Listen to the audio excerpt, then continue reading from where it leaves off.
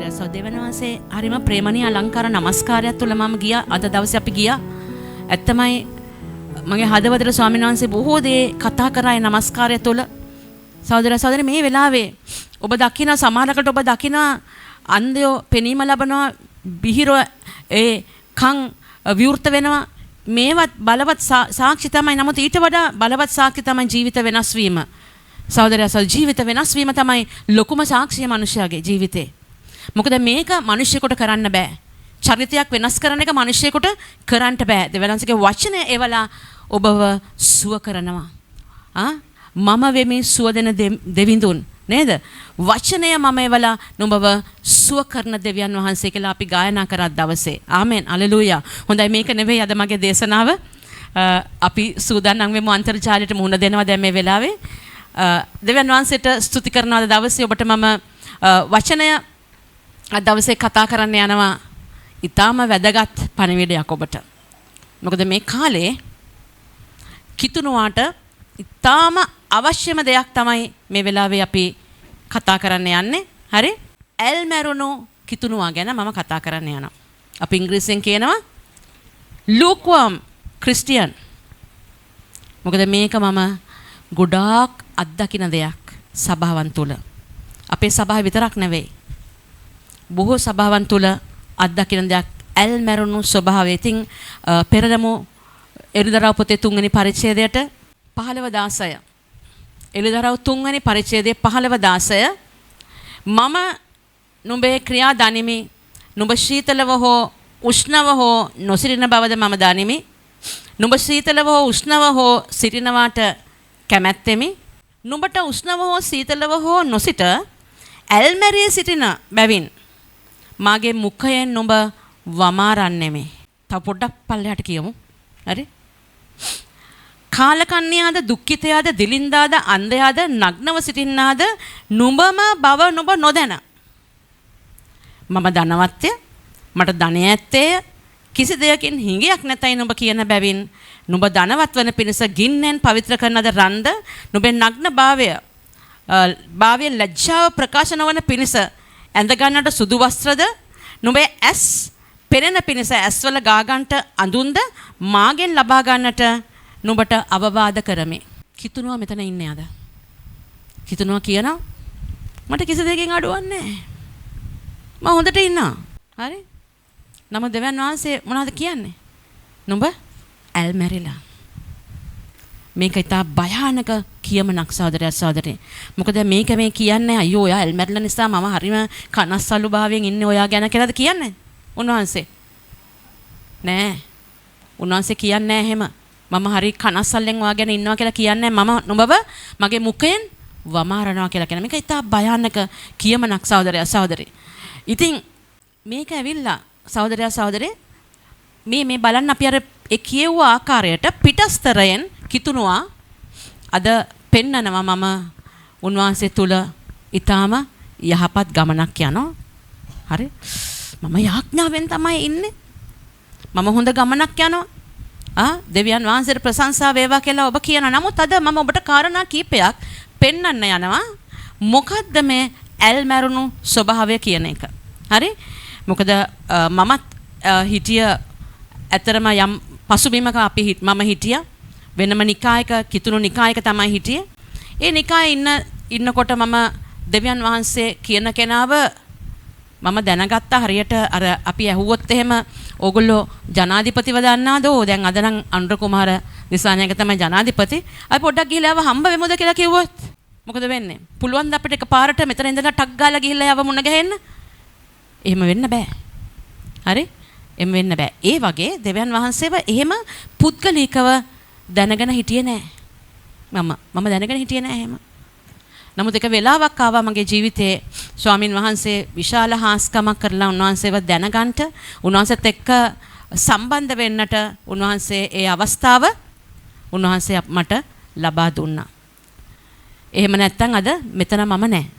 අද මෙහෙම සභාවක් තීද මම දන්නේ සභාව උන්වහන්සේගේ සභාව මම දන්නේ නෑ. හරි? නමුත් උන්වහන්සේ පුදුම දේවල් අපේ ජීවිතේ කරමින් යනව තරන් වහන්සේ දැන් මේ පළමු ප්‍රේම පොඩ්ඩක් මතක් කරන්න සහෝදරයා සහෝදරි ඔබ ගැලවීම ලවපු දවස හැම කෙනෙක්ම චුට්ටක් දෙනෙත් වහලා මතක් කරන්න ගැලවීම ලවපු දවස. ඔබ කොහොමද ගැලවීම ලැබුවේ? කවුද ඔබට කතා කරේ? මොකක් නිසාද ඔබ උන්වහන්සේව සොයාගෙන ආවේ? ඇයි? ඒ ජූලිතකම මතක් කරන්න ඔබ. යාඥා කරා නේද? කෑ ගගහා යාඥා කරපු වෙලාවල් තිබ්බා. බයිබල් පන්ති නේද? ආයමත් නෑ ෆුල් ගින්න තමයි හිටියේ. හරි? නමුත් යනකොට පොඩ්ඩක් යනකොට ඔබට මොකද වුනේ? චුට්ටක් ඔබම ගැනම පොඩ්ඩක් බලන්න. හරි? දැන් අපි බලමු දෙවෙනි කොරින්ති පොතේ 13 වෙනි පරිච්ඡේදයට අපි යා. දෙවෙනි කොරින්ති 13 වෙනි පරිච්ඡේදයේ 5 වෙනි පදේ අපි පොඩ්ඩක් කියවමු. නුඹලා ඇදහිල්ලේ සිටිනවාද කියා නුඹලාම පරීක්ෂා කර බලාපල්ලා. ඔන්න දැන් දෙවියන් වහන්සේ ඔබට කියනවා ඕගොල්ලන්ව පොඩ්ඩක් පරීක්ෂා කරලා බලන්න ඕගොල්ලෝ ඇදහිල්ලෙන්ද ඉන්නේ. හරි? හැබැයි ඔබ නම් කියයි මේ මම නම් මොන්ට ඇදහිල්ලක තමයි ඉන්නේ කියලා.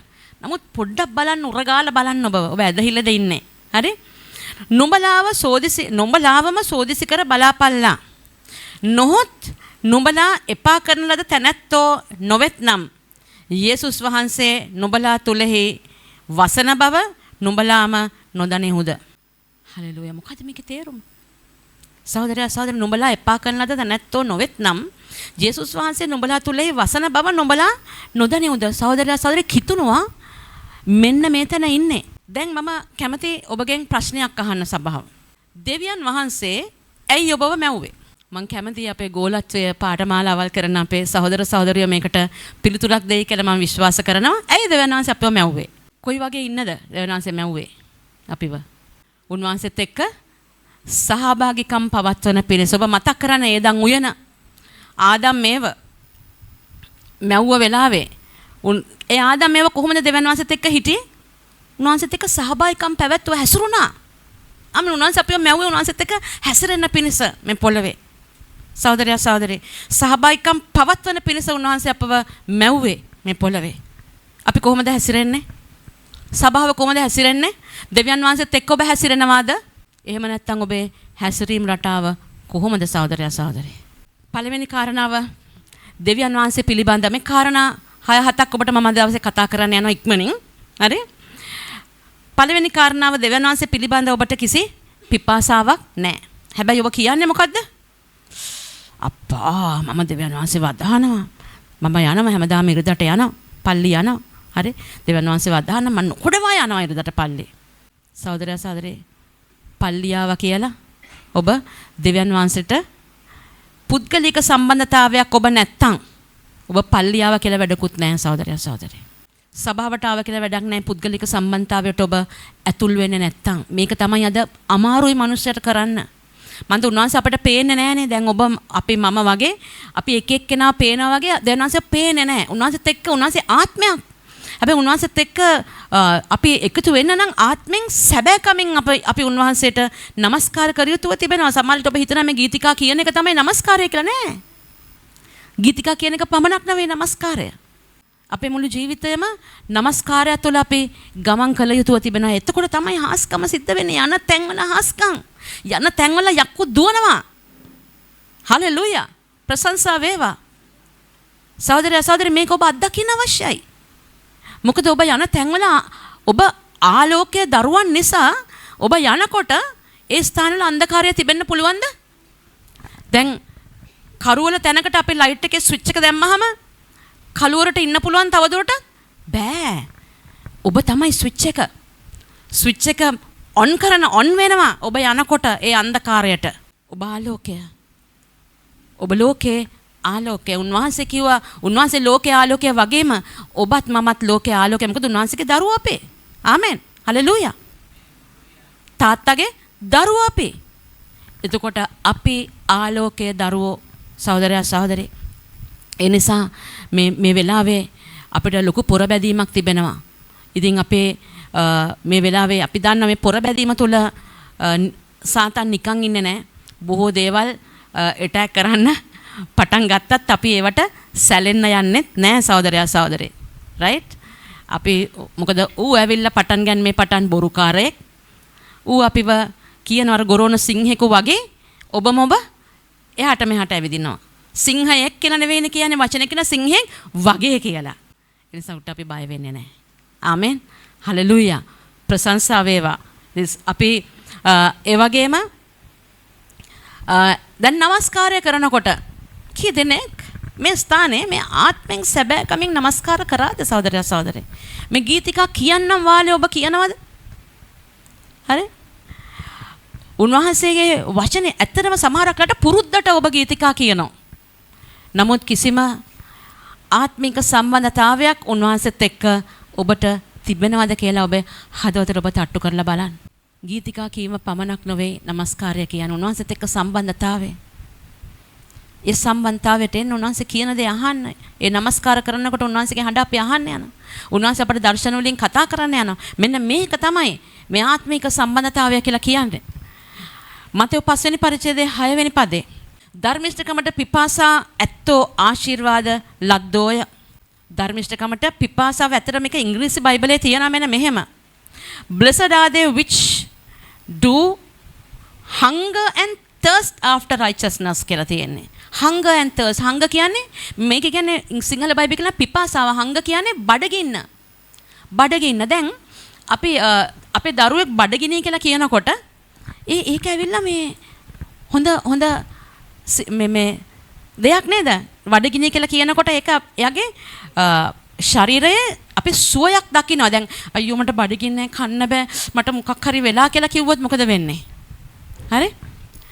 ඒක එතකොට something is wrong somewhere කොහේ හරි තියෙන ප්‍රශ්නයක් ඒ දරුවගේ. හරි? ඒ වගේ තමයි. දැන් අපිට මේ thirst එක අපිට මේ hunger එක අපිට මේ පිපාසාව කියන එක අපිට තියෙනවා නම් උන්වහන්සේ කියනවා ඔවුන් ආශිර්වාද ලද්දෝය. මොකද? ඔවුන් තෘප්තියට පැමිණෙන්න ඕය. ආමෙන්. හලෙලූයා. ඒ පිපාසාව තියෙන කෙනා තෘප්තියට පැමිණෙනවා. මොකද අද දවසේ මේ ලෝකේ ඉන්න මිනිස්සු තව ඕනේ තියන එකට තෘප්තියක් නැහැ සහෝදරයා සහෝදරි. දෙවියන් වහන්සේ දීලා තියෙන එකට ඔබ තෘප්තිමත් වෙන්නේ නැහැ, ප්‍රීතිමත් නැහැ. දෙවියන් වහන්සේ ඔබට මොකක්ද දෙන්නේ? ඒකෙන් දෙවියන් වහන්සේට ස්තුති කරන්න ගන්න. ආමෙන්. අද සහෝදරයා ලස්සන ඒ සාක්ෂියක් කිව්වා. පිළිතුර එනකන් ස්තුතියෙන් හිටියා. කොයි වෙලාවකවත් වැටුණා නැහැ ඇදහිල්ලෙන්. සමහරක් වෙලාවට මට ඇවිල්ලා කියනවා සිස්ටර් මේ අර ආබ්‍රහාම හිටියා වගේ මට ඉන්න වෙලාව මං කිව්වා ඉන්න ජයග්‍රහණය තියෙනවා. මට මතකයි දවස් දෙකක් දෙවියන් වහන්සේගේ මඟ පෙන්වීමක් උට දුන්නා. ඔය ජය ගන්න යනවා. ඔය ජය ගන්න යනවා මේ තියෙන බන්ධන වලින් ඔබ නිදහස් වෙන්න යන ඔබ ජය ගන්න යනවා කියලා කතා කරා මට මතකයි. දෙවියන් වහන්සේ බොරු කතා කරන දෙවි කෙනෙක් නෙවෙයි. නමුත් කාලයක් ගියා ඒක පිළිතුරු දෙන්න සහෝදරයා සහෝදරි. මේ ඇදහිල්ලෙන් ස්තුති කරන්නට අවශ්‍යව තිබෙනවා.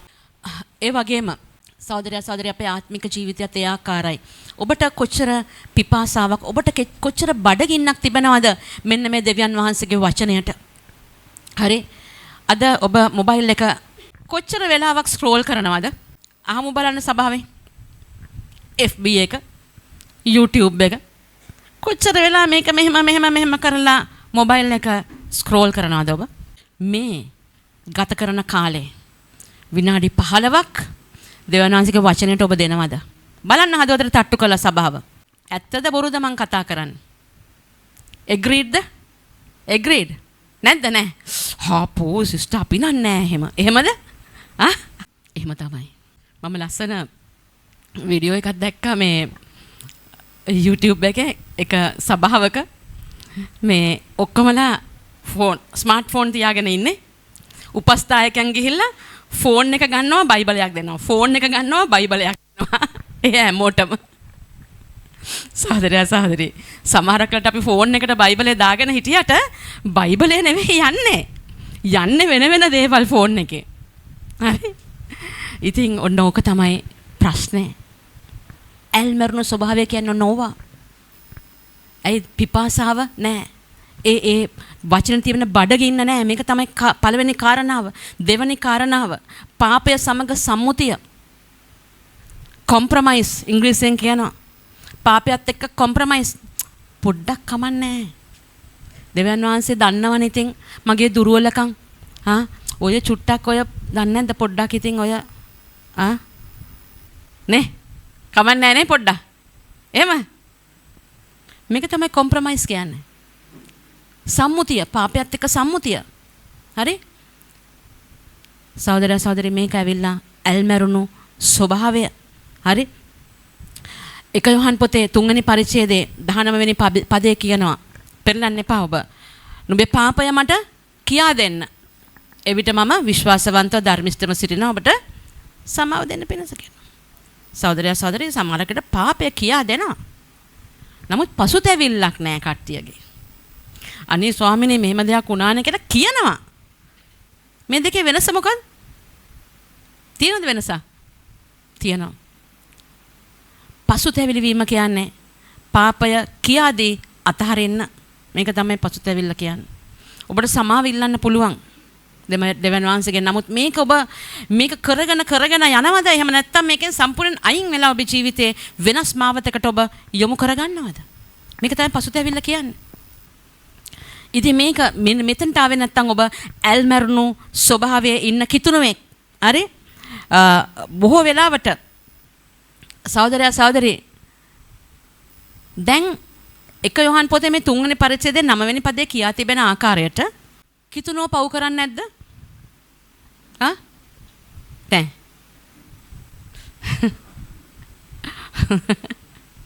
හරි අපි හරි සාන්ත දාන්ත තීන්ත කූඩු පව් කරන්නේ නැහැ. සහෝදරයා සහෝදරි එහෙනම් යේසුස් වහන්සේ ආපු එකනොත් වැඩක් නැහැ. මරුණ එකනොත් වැඩක් නැහැ. අපි නේද? අපිට තනියම මේක ජය ගන්න පුළුවන් නම් උන්වහන්සේ මරුණ එකනොත් වැඩක් නැහැ.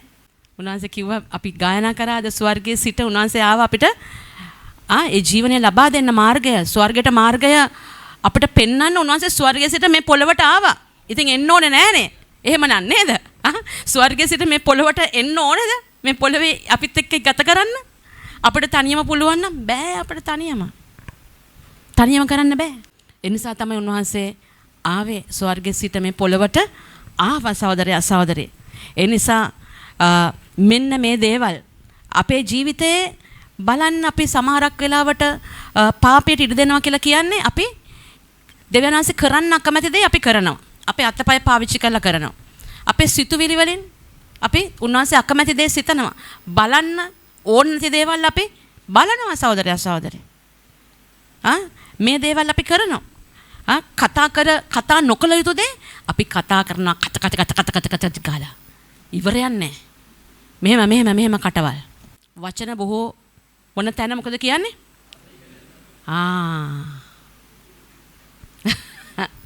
ඒ නිසා මේක කන්ට්‍රෝල් කරගන්න බැරි නම් අර ගම් ටේප් එකක් දාලා පොඩක් වහගන්න අවශ්‍යයි කට්ටිය. කිතුනෝ. හරි? මොකද මේකෙන් තමයි අපි පව් කරන්නේ බොහෝ වෙලාවට. ඉවරයක් නැහැ කතාව. හරි? මේක මෙහෙම මේ දේවල් මෙහෙම සිද්ධ වෙනකොට උන්වහන්සේගේ ශුද්ධාත්මයන් වහන්සේගේ ගින්න අපි තුලින් පලා යන ඔබ දන්නේ නැහැ. ඔබට තේරෙන්නේ නැහැ ගින්න ඔබෙන් අයින් වෙලා ගියා කියලා ඔබට දැනෙන්නේ නැහැ. 3 වෙනි කාරණාව ලෝකයත් හා සමග එකතු වීම. රෝම පොතේ 12 වෙනි පරිච්ඡේදයේ 1 වෙනි පදයේ කියනවා මොකද කියන්නේ?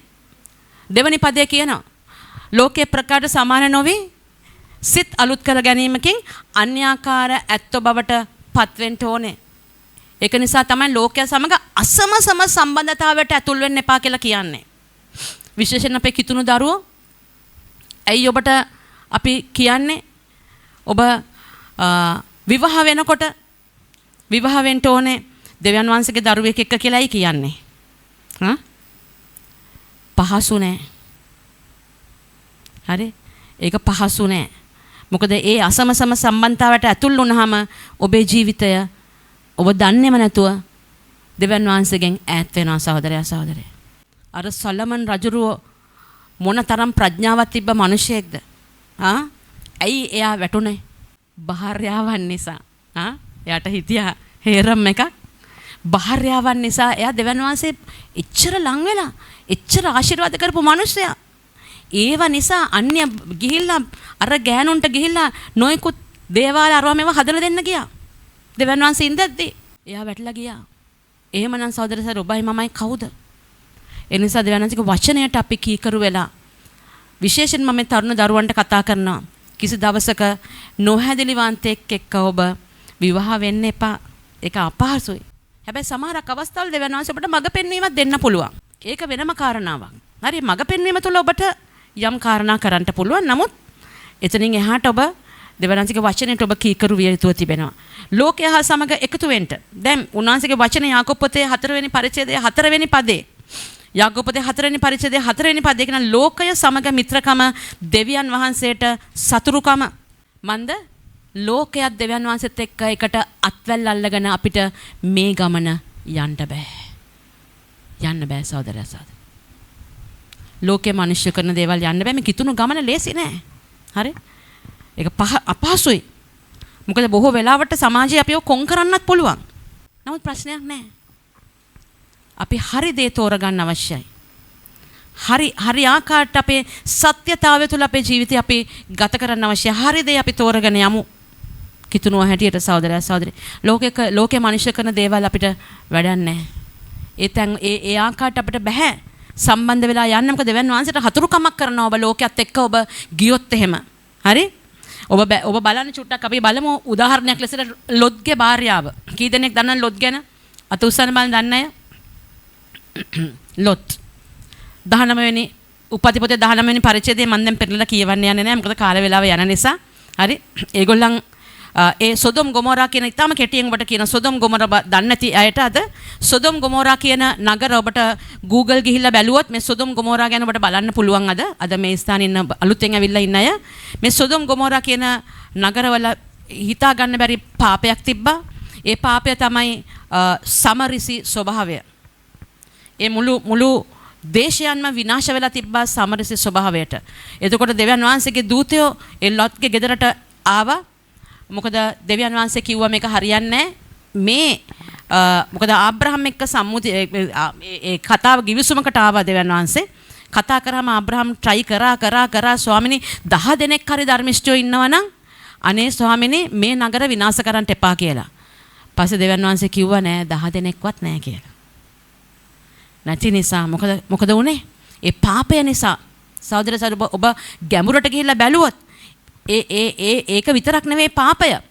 වෙන ප්‍රදේශයක ඉඳලා ඒ ප්‍රදේශයේ මිනිස්සෙක් ගියොත් එහෙම පණ පිටින් එන්නේ නැහැ. පණ පිටින් එන්නේ නැහැ. එවැනි පාපිෂ්ඨ මිනිස්සු කොටසක් තමයි මේ සොදොම් ගොමෝරා කියන නගරවල හිටියේ. මොකද කරේ? ගෙන්ද ගමින් සහ ගින්නෙන් ඒ දේශයන් දෙක දෙවියන් වහන්සේ විනාශ කරා.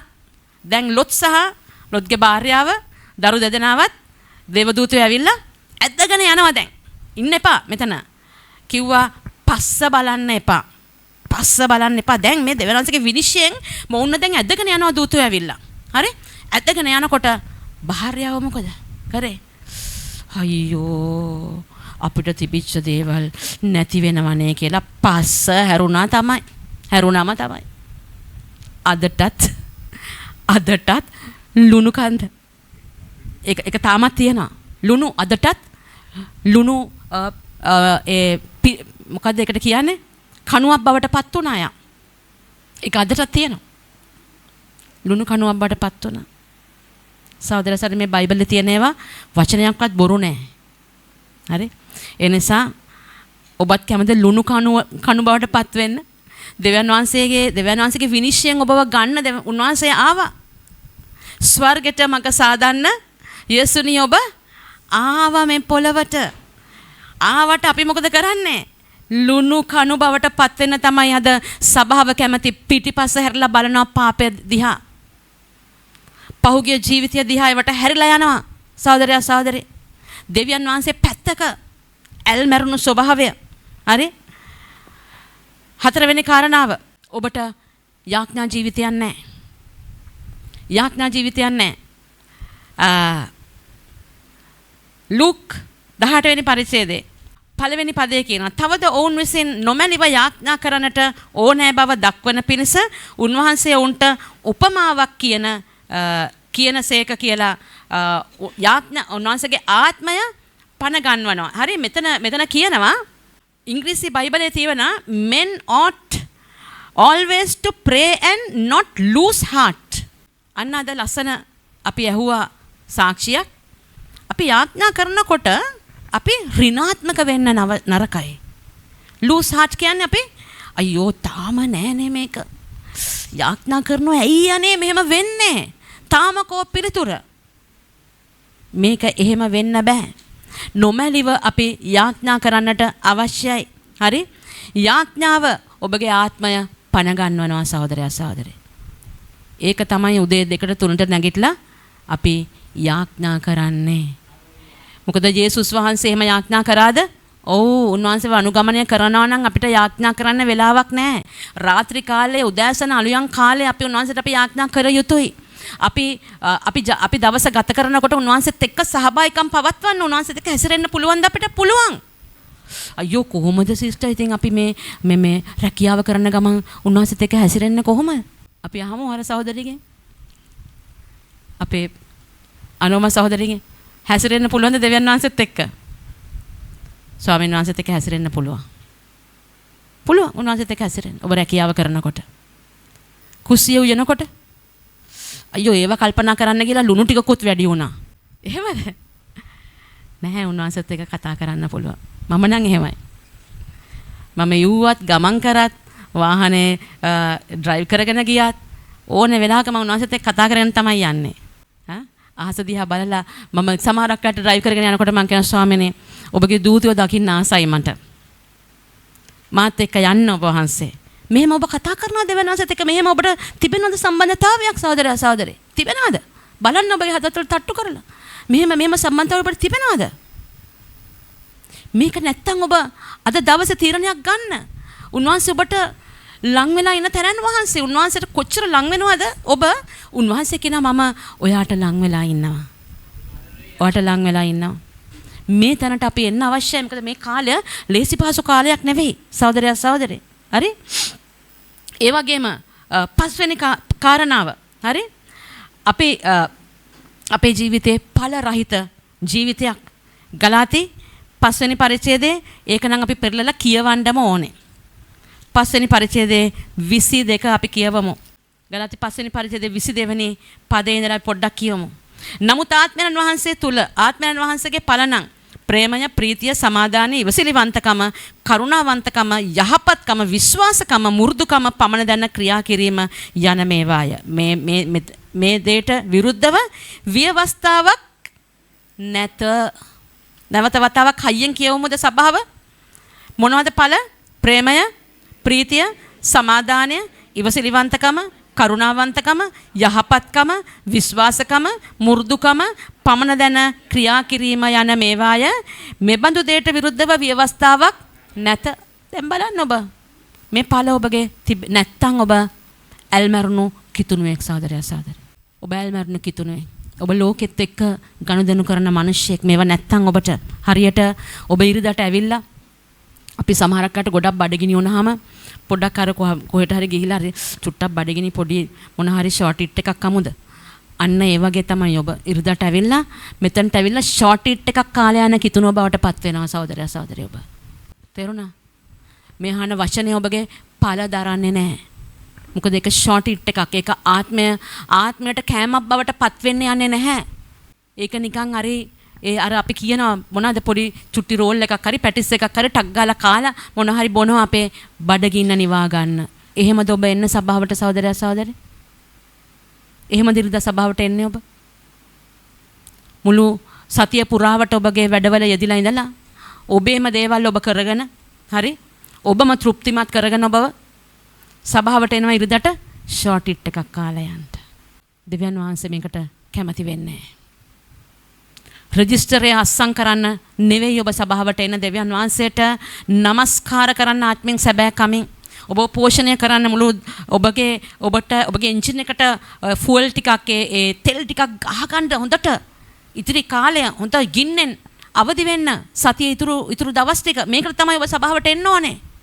මොකද මේ ස්ථානය දෙවියන් වහන්සේට උන්වහන්සේගේ ස්වර්ගයට මඟ පෙන්නන තැන ඔබට. හරි? ඒ මඟ පෙන්නන තැන. හරි. ඉතින් අද අපි ඒ කිව්වා වගේ හරි බොහෝ අයට අර යේසුස් වහන්සේ අර හරියට කොහොමද දන්නවද අර අත්තික ගහට සාප කරේ කොහොමද? යේසුස් වහන්සේ අත්තික ගහේ මොනවද තිබුණේ ඒ වෙලාවේ? කොළ අපේ ගේ ඉස්සරහ තියෙන ලොකු ගහක්. කොළ පිරීලා තියෙනවා. ඒ ගහේ ඔබ බලන්න පොඩ්ඩක් ඉස්සරහට ගිහිල්ලා අපේ ගේට්ටුව ගාව. කිතුණුව එහෙමයි. හරි සරුවට වැවිලා වගේ පේන්නේ. හැබැයි ඵල නැහැ. ඵල නැහැ කිතුණු වගේ. අර අපි කියුව ඵල කිතුණු වගේ නැහැ සහෝදරයා සහෝදරේ. මොකද ඔබ හරි සරුයි පිටස්තරෙන්. නමුත් දේව රාජ්‍යයට ඔබ වැපිරීමක් නැහැ. ඒගොල්ලෝ ලබා ගන්න ආසයි නිපදවීමක් නැහැ. ඒගොල්ලෝ සේවය ලබන්න ආසයි සේවය කිරීමක් නැහැ. ආශිර්වාදය ලබන්න ආසයි ආශිර්වාදයක් වෙන්න කැමති නැහැ. හරිද? එකඟයිද? හාපෝ නෑ මේ නෑ සිස්ටර් ඒවා. ඒවා. ඒගොල්ලෝ කියන දෙවියන් වහන්සේ මට හරි ආදරේ. දෙවියන් වහන්සේ හරි ප්‍රේමණීයයි. නමුත් සහෝදරයා සහෝදරි ඔබ දන්නේම නෑ. ඔබ ඇල් මැරිලා. හරි? 6 වෙනි කාරණාව පළමු ප්‍රේමයෙන් ඔබ වැටිලා. අර එපිස සභාවට දා මම ඒ පළවෙනි එළිදරව් පොතේ 3 වෙනි පරිච්ඡේදයේ ඒ කිව්ව පරිදි එපිස සභාවට කතා කරනවා. හරි? එපිස සභාවට උන්වහන්සේ කතා කරලා කියනවා ඇල් මැරිලා. ඔබ ඇල් මැරිලා. පළමු ප්‍රේමෙන් ඔබ වැටිලා. අපි එපිස 2:4 පොඩ්ඩක් බලමු. නමුත් දෙවියන් වහන්සේ දයාවෙන් පෝසත්ව සිටනසේක් අපට ප්‍රේම කරා වූ තමන් වහන්සේගේ මහත් ප්‍රේමයෙන් අපගේ වරද කරන කොටගෙන අපි මැරී සිටි කල්හි පවා ක්‍රිස්තුස් වහන්සේ සමග අපි ජීවත් කර නුඹලා ගැලවී සිටින්නේ අනුග්‍රහයෙන්ය. උන්වහන්සේ සමග අප නැගිටුවා. ක්‍රිස්තුස් වහන්සේ තුල ස්වර්ගීය ස්ථානවල උන්වහන්සේ සමග අප හිඳ වූසේක. සහෝදරයා සහෝදරිය ඔබ ඒ ස්වර්ගීය ස්ථානයේ ඉඳගෙනද ඉන්නේ? නැත්තම් පොළොවට බැහැලා දූවිලද ඔබ ඉන්නේ? ඔබ තීරණය කරන්න. මොකද උන්වහන්සේ මේ පොළොවට ඇවිල්ලා අප වෙනුවෙන් ජීවිතය පූජා කරේ ස්වර්ගීය ස්ථානයේ උන්වහන්සේත් එක්ක ඉඳ ගන්නට. මේක තමයි ඔබටත් මටත් කිතුණුවා ලෙසට උන්වහන්සේ අපිට දීලා තිබෙන ඒ ටැලන්ට් උරුමය. ආමෙන්. ස්වර්ගික උරුමයක්. මේ තියෙන උරුමය වල වැඩක් නැහැ. මේව නැති වෙලා යනවා. දැක්කනේ දැන් වෙන භූමිකම්පාවල්. මෙහෙම කරනකොට එක මොහොතින් ඔක්කොම විනාශයි සහෝදරයා සහෝදරි. මොනවද මේ ලෝකයේ අද සිද්ධ වෙන දේවල්? ඒ උරුමයන් ඉවරයි. තිබ්බ දේවල් පොළවට සමතලයි. එහෙම තමයි වෙන්නේ මේ පොළවේ දේවල් අපි හොය ගියොත් එහෙම වැඩක් නැහැ ඒව ගැන. අපි පළමු උන්වහන්සේගේ රාජ්‍ය ධර්මිෂ්ඨකම හොයනකොට අපිට ජීවත් වෙන්න උන්වහන්සේ කිසි හිඟයක් නැතුව සපයනවා සහෝදරයා සහෝදරි. ආමෙන්. හලෙලූයා. කීදෙනෙක් ඔබ අත්දකින්නවද මේක? උන්වහන්සේ හිඟ කරන්නේ නැහැ ඔබට. උන්වහන්සේ ඔබට සපයන තනන් වහන්සේ. හරි? ඒ පළමු ප්‍රේමෙන් ඔබ වැටලා. හරි? හරියටම කොයි වගේද දන්නවද? පළමු ප්‍රේමෙන් වැටලා කියන එක. විවාහ වුණ ජෝඩු ඉන්නේ. පොඩක් කාලයක් යනකොට මොකද වෙන්නේ කට්ටියට? මයි ඩාර්ලින් කියපු එක්කෙනා පෝ මේ ගෑණිව මට පෙන්වන්න බෑ. මේ ගෑණිත් එක්ක ආවට වඩා හොඳයි මම කසාද බඳින්න නැතුව හිටියනම් එහෙනම් තමයි මිනිහත් එක්ක කාලා කන්නේ මිනිහෙක් මම ගෙට ගොඩ වෙනකොට එපා වෙනවා. මේ මිනිහත් එක්ක ආවට වඩා හොඳයි මම විවාහ වෙන්නේ නැතුව හිටියනම්. එහෙමනේ.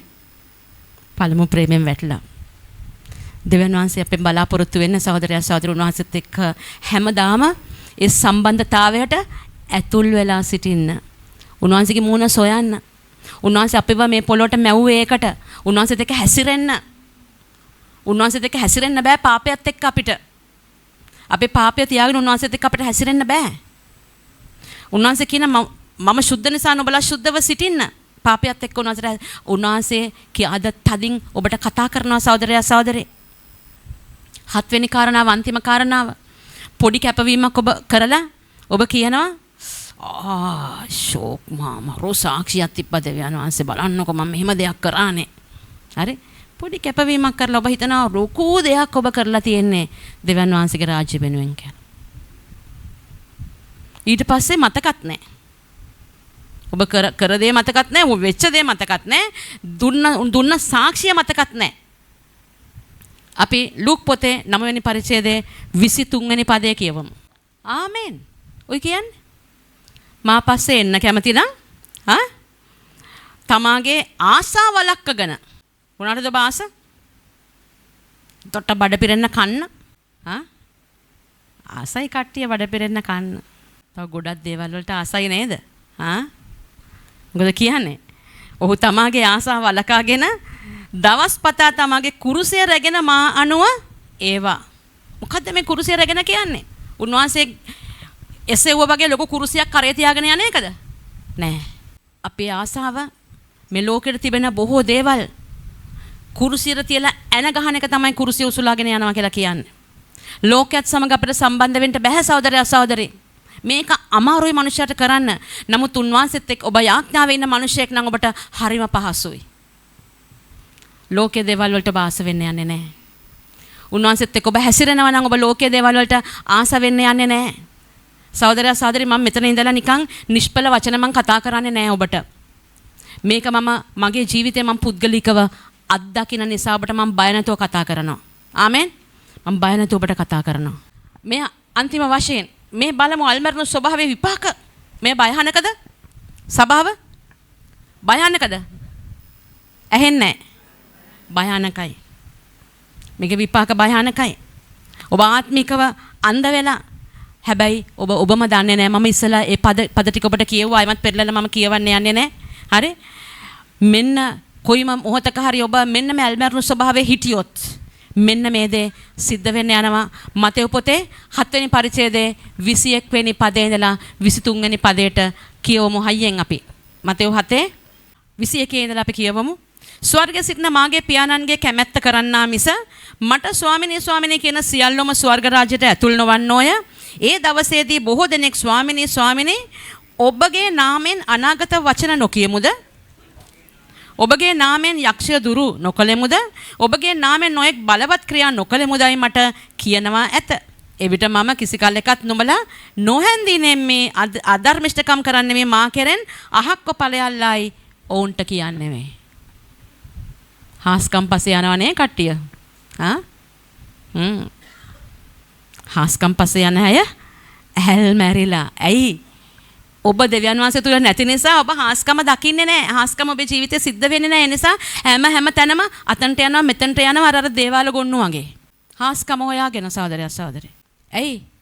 දෙවියන් වහන්සේ ඔබට හාස්කම් කරන්නේ නැද්ද? කරනවා. ඔබ ඇල්මරණු ස්වභාවයෙන් ඔබ එළියට එන්න අවශ්‍යව තිබෙනවා.